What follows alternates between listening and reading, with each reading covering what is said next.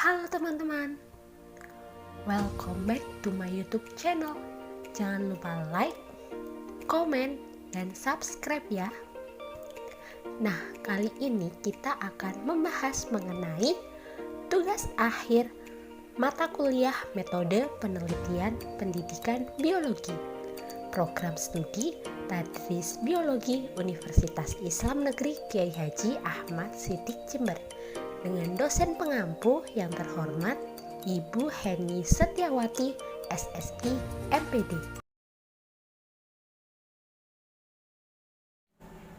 Assalamualaikum warahmatullahi wabarakatuh. Kepada yang terhormat Ibu Heni Setiawati selaku dosen pengampu mata kuliah metode penelitian pendidikan biologi. Perkenalkan, nama saya Aquinita Sinta Setia Amelia dengan NIM T20198097 dari kelas biologi 3. Di sini saya akan memaparkan proposal penelitian dengan judul pengembangan modul interaktif berbasis hypercontent untuk pembelajaran blended learning materi FUNGI di SMAN 1 Tempat. Yang pertama adalah latar belakang, yakni proses pembelajaran pada era digital menuntut guru untuk berpikir lebih maju dari sebelumnya. Guru diharuskan untuk lebih inovatif, kreatif, serta adaptif dalam mengikuti arus globalisasi yang semakin pesat. Permendikbud nomor 22 mengenai standar pendidikan dasar menengah, yakni salah satu prinsip pembelajaran adalah dengan memanfaatkan teknologi informasi dan komunikasi guna meningkatkan efisiensi dan efektivitas pembelajaran. Kedua, pembelajaran tatap muka terbatas di masa pandemi COVID-19 kali ini juga mengharuskan guru lebih kreatif dan inovatif dalam membuat bahan ajar yang sesuai dengan waktu pembelajaran konvensional yang lebih singkat. Siswa juga diharuskan untuk lebih berperan aktif agar pembelajaran yang diberikan dapat dipahami secara maksimal dan pembelajaran dapat berlangsung dengan optimal. Nah, berdasarkan observasi dokumen yang dilaksanakan mengenai pembelajaran di sekolah menggunakan modul biologi pada kelas 10 materi FUNGI, diketahui bahwasannya guru masih cenderung menggunakan modul konvensional yang berupa modul cetak, sehingga siswa akan merasa bosan dengan model pembelajaran yang monoton tersebut, sehingga pesan-pesan yang terkandung di dalam materi belum dapat dicerna dengan baik oleh siswa. Ketiga, dengan blended learning yang merupakan model pembelajaran campuran antara online dan offline, dapat memadukan pembelajaran tatap muka dengan pembelajaran yang berbantuan teknologi.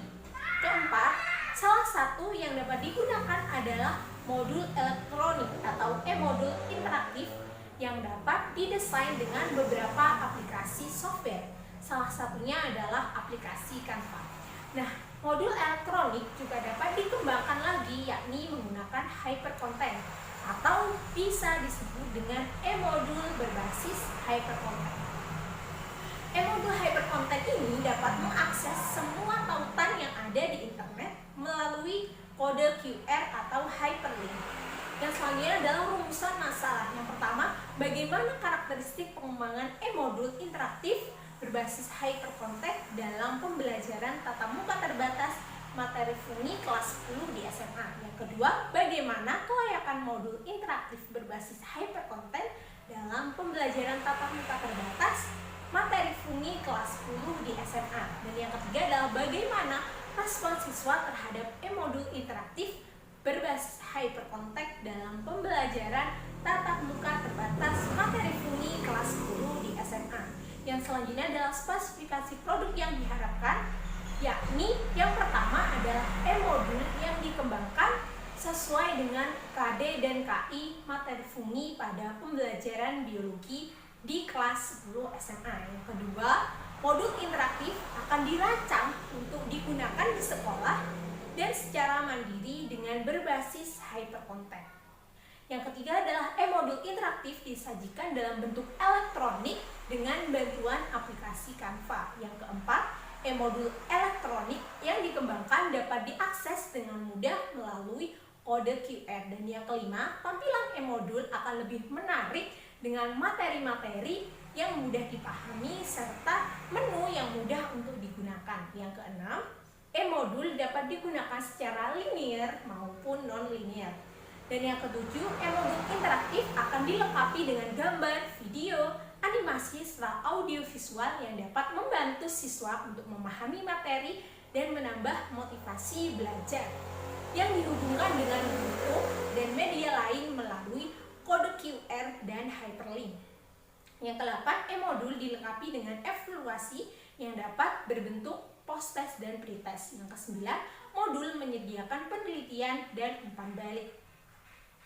Yang selanjutnya adalah asumsi keterbatasan penelitian pengembangan. Yang pertama, asumsi penelitian pengembangan, yakni e-modul interaktif berbasis hypercontent pada materi FUNI dapat digunakan sebagai bahan ajar yang efektif dan mudah dipahami siswa. Yang kedua, e-modul interaktif berbasis hypercontent pada materi FUNI layak digunakan dalam pembelajaran tatap muka terbatas di SMA.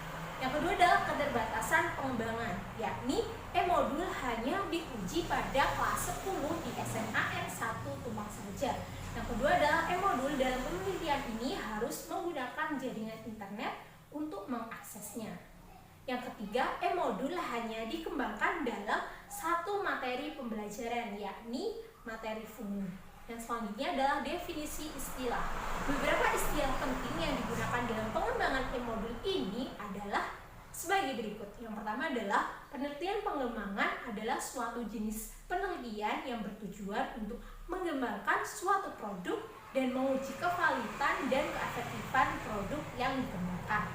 Yang selanjutnya, e-modul interaktif merupakan bahan ajar interaktif dan inovatif serta dapat memfasilitasi siswa untuk belajar secara mandiri melalui media elektronik. Yang keempat adalah hypercontent adalah suatu tautan yang dapat menggabungkan materi satu dengan materi lain melalui teknologi digital seperti kode QR dan hyperlink.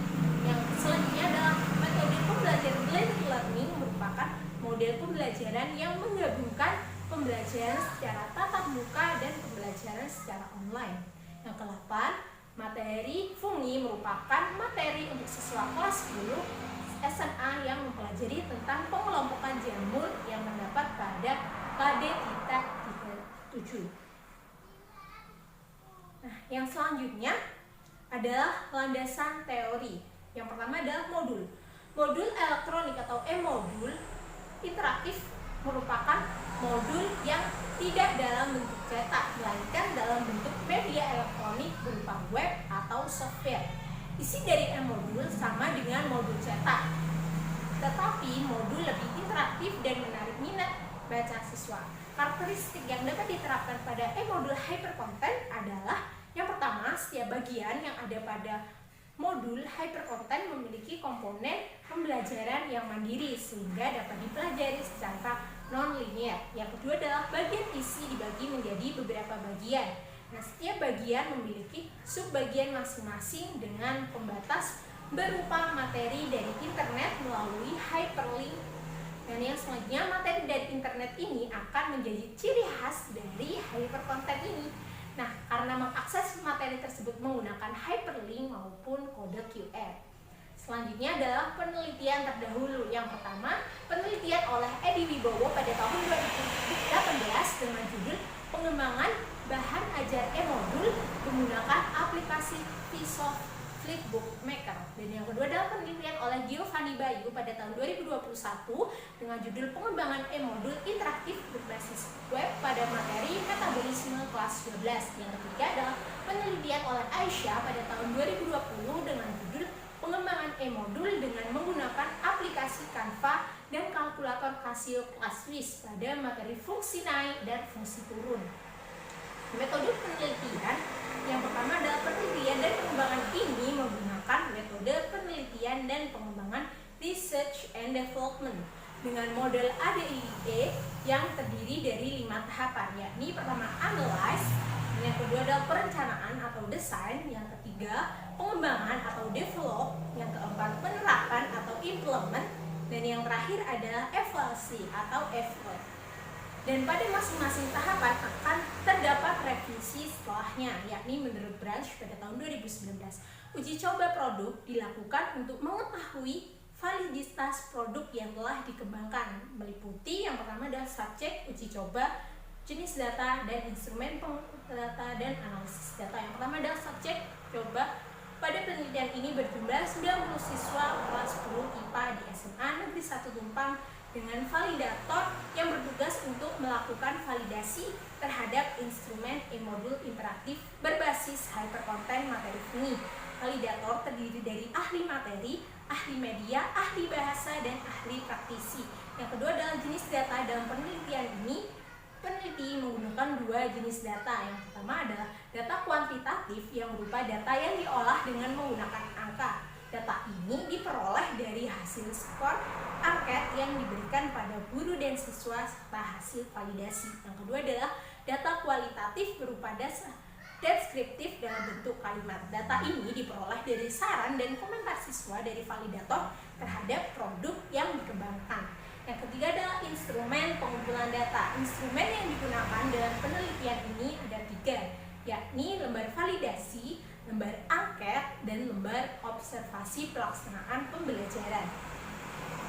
Yang pertama adalah lembar validasi e-modul interaktif berbasis hypercontent. Yang kedua, lembar angket respon pengguna, yakni angkat respon guru yang diberikan untuk mengetahui respon guru terhadap e-modul. Yang kedua adalah angket respon siswa yang digunakan untuk mengetahui respon siswa terhadap instrumen e-modul interaktif berbasis hypercontent yang dikembangkan. Dan yang C adalah lembar observasi pelaksanaan pembelajaran blended learning. Nah, teknik analisis dasar, data kuantitatif, dan data kualitatif. Yang pertama adalah teknik analitis dasar data kuantitatif, yakni dengan menggunakan deskriptif kuantitatif melalui perhitungan presentasi.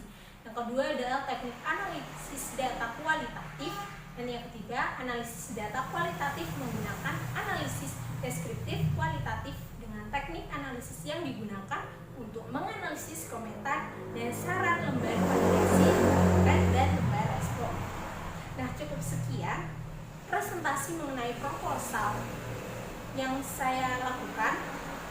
Kurang lebihnya saya mohon maaf, saya akhiri. Wassalamualaikum warahmatullahi wabarakatuh.